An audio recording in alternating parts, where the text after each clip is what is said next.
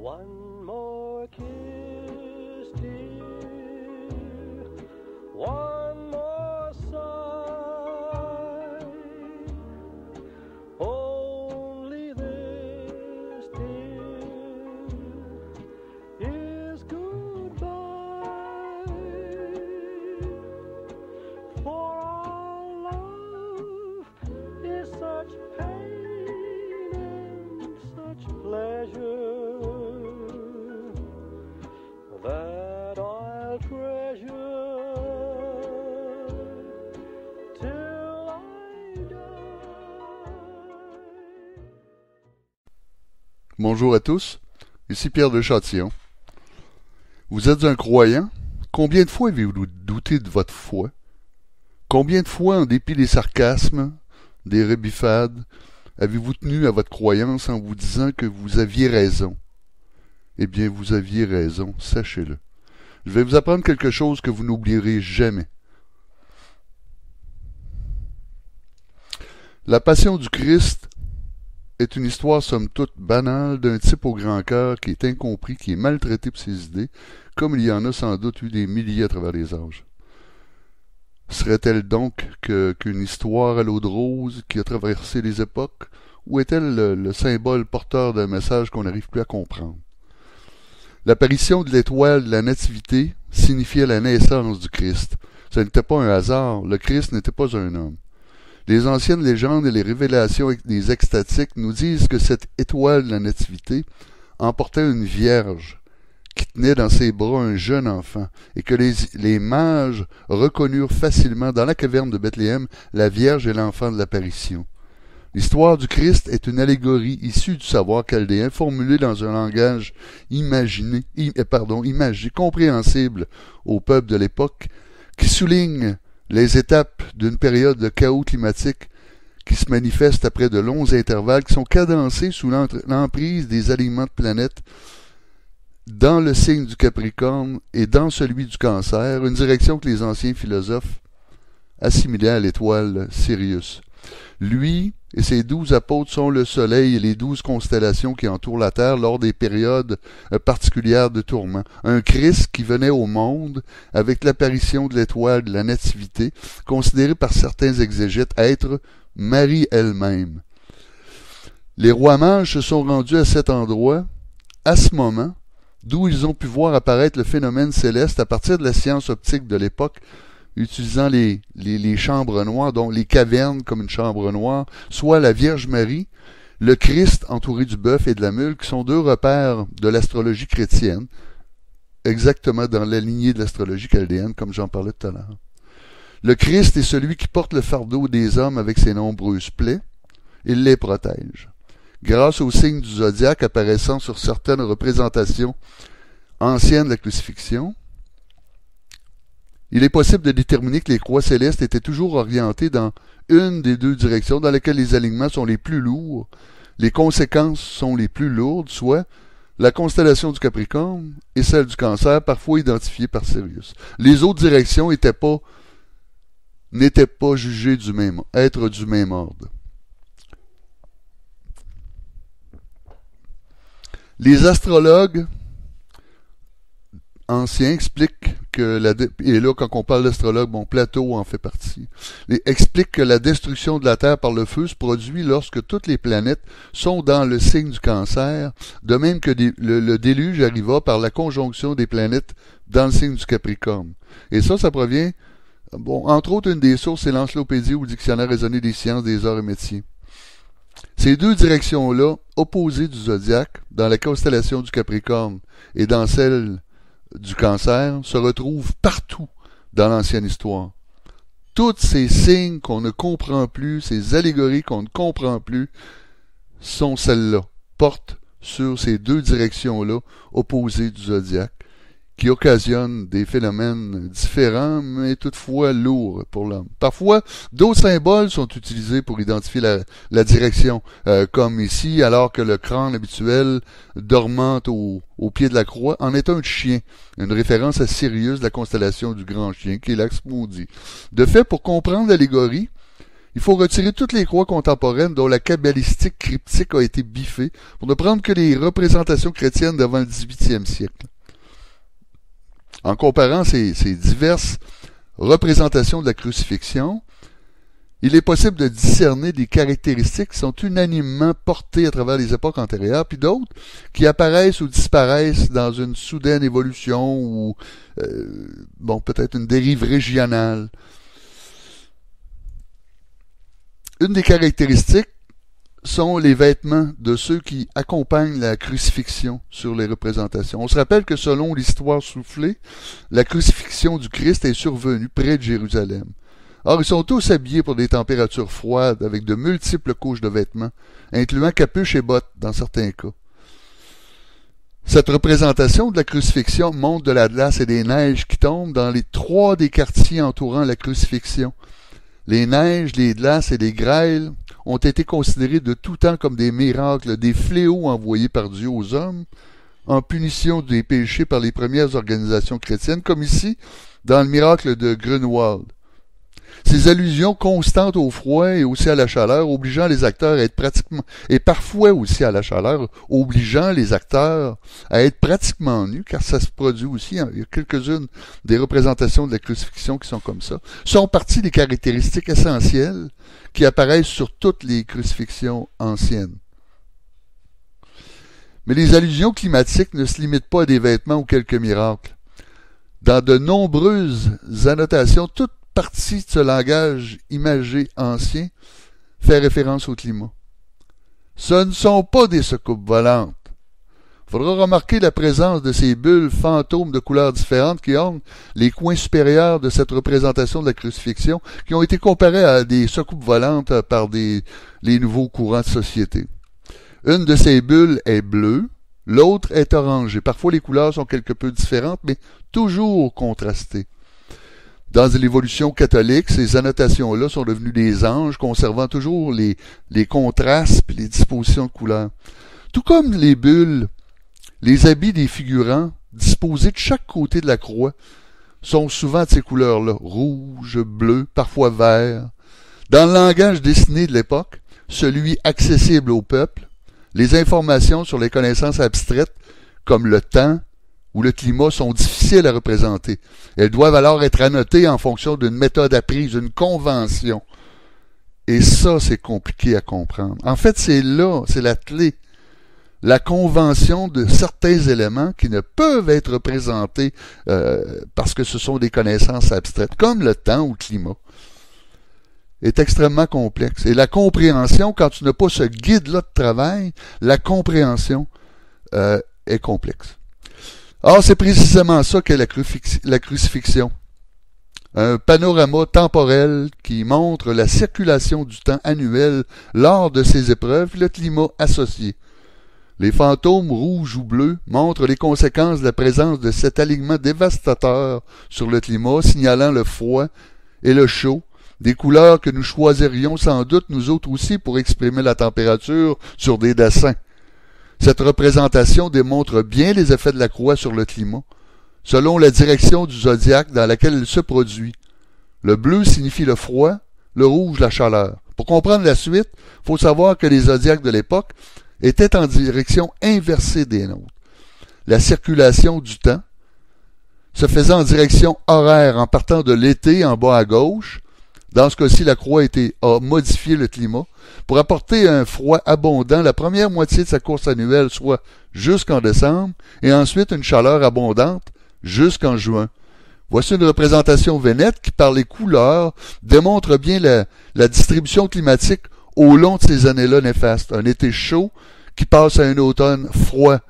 Une première partie d'un hiver trop chaud passant brusquement au froid avant de céder le pas sur un printemps chaud et un début d'été froid. Sous les pieds du Christ, un tombeau remplace le crâne, signifiant la mort.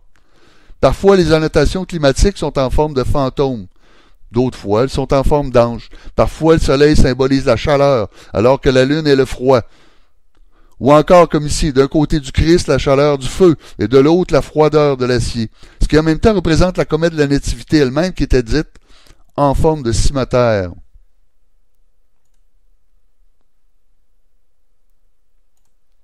Ici, c'est carrément représenté avec une terre chaude, une planète terre chaude d'un côté de la croix, puis une planète froide de l'autre. Mais toujours, elle porte des informations climatiques. Le concept de la crucifixion n'est pas aussi ancien ni aussi unique qu'il ne le paraît. Avant, c'était directement le Christ qui portait dans sa couronne ou dans son voile l'équivalent de la croix en question. Les nobles y ont manifestement été de leurs essais aussi. La Vierge fut toujours utilisée dans de nombreuses cultures puisqu'elle est la véritable instigatrice des événements selon certains. Des monstres symboliques, des épopées divines, toutes les méthodes ont été usées pour illustrer au mieux ce passage difficile de l'humanité pour les peuples de chacune des époques. L'ensemble de la Christologie représente une épopée climatique de 33 ans entre le début et la fin des malheurs. Avec la crucifixion, elle présente l'ordonnance de ces malheurs sur une base annuelle et se retrouve aussi divisée par les 14 stations du chemin de croix. Le Christ et ses 12 apôtres symbolisent le soleil et les 12 constellations du zodiaque. Toutes les images de la crucifixion représentent le circuit annuel du soleil à travers l'ensemble des signes du zodiaque lors des périodes événementielles qui se produisent une ou deux fois au millénaire comme les anciens le pratiquaient.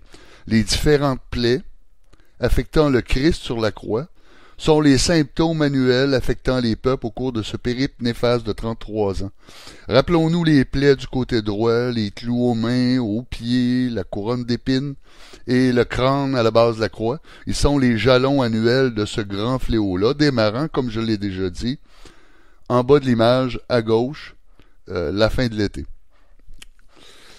Comme à la convenance de l'époque, le temps circule en direction horaire. Le pied de la croix se passe au moment où le soleil atteint son apogée dans le soleil d'été, c'est-à-dire en juillet. Le sommet de la croix se passe au moment où le soleil atteint son périgée, c'est-à-dire en janvier. On parle bien de la croix comme celle qui nous préoccupe actuellement. Le rouge vif, qui orne la cape, signifie un été brûlant, un endroit baigné du sang des pieds du Christ est souvent marqué d'un crâne indiquant la haute mortalité du moment. Cet été-là brûlant se transforme ensuite pour quelques semaines en une chaleur plus raisonnable, mais le taux de mortalité demeure comme indiqué par la cape noire d'un des témoins.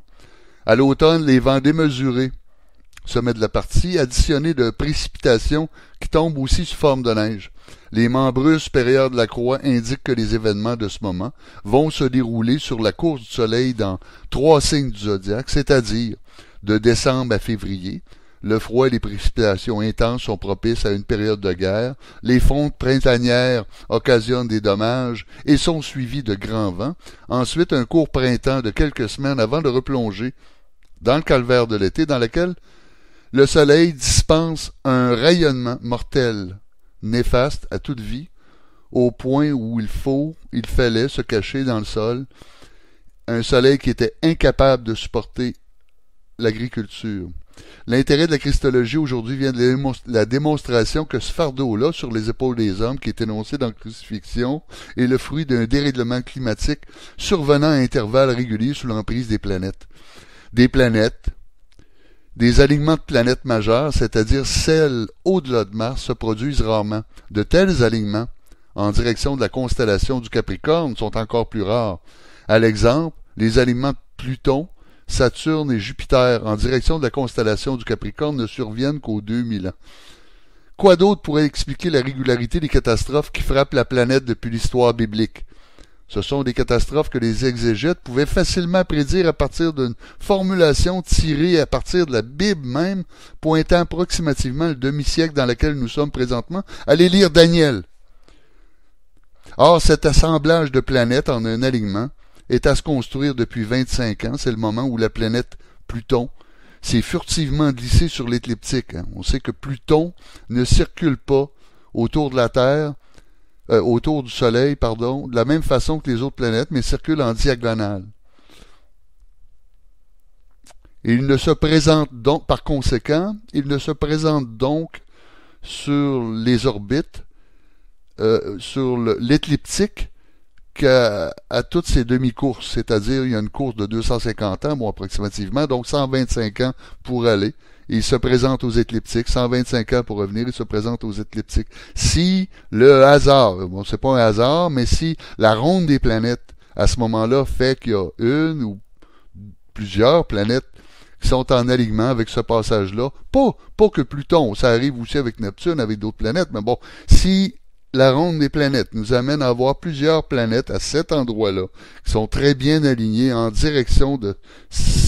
cette direction-là, c'est-à-dire celle du Capricorne, le résultat conséquent est la ronde événementielle que nous allons avoir bientôt. Tiré d'un simulateur astronomique, cette représentation-là montre l'alignement entre Pluton, Saturne et Jupiter qui va se compléter dans le prochain 15 mois sur la constellation du Capricorne. Aligné comme dans le chat d'une aiguille, disait un autre philosophe des temps anciens.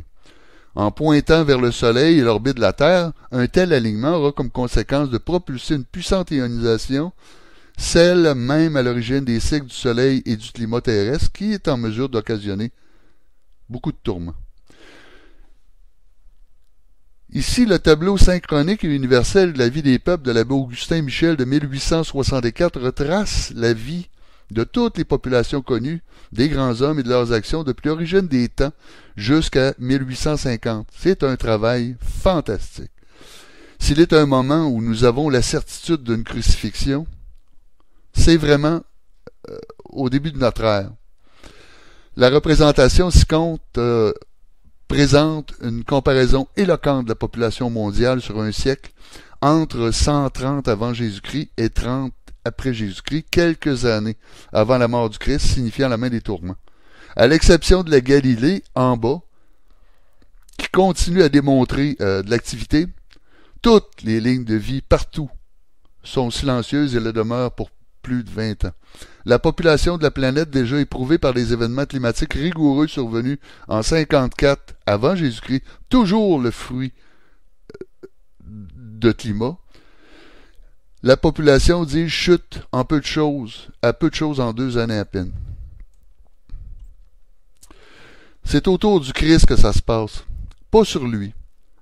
Rappelons-nous qu'il prenait les maux des hommes sur lui. Il en était le protecteur lors de ces périodes événementielles. Le Christ fut réalisé comme un objet géographique. J'ai déjà parlé de tout ça, relisez mes textes.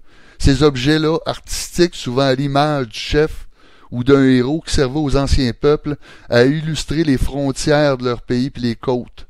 Comme l'astrologie permet aussi de déterminer les positions terrestres, il devient possible de situer les territoires protégés par le Christ. Mais à partir d'ici, par contre, chacun va devoir faire ses devoirs. Voilà quelle était la signification du Sauveur. Voilà quelle était la raison de cette vénération. Le Christ était l'événement.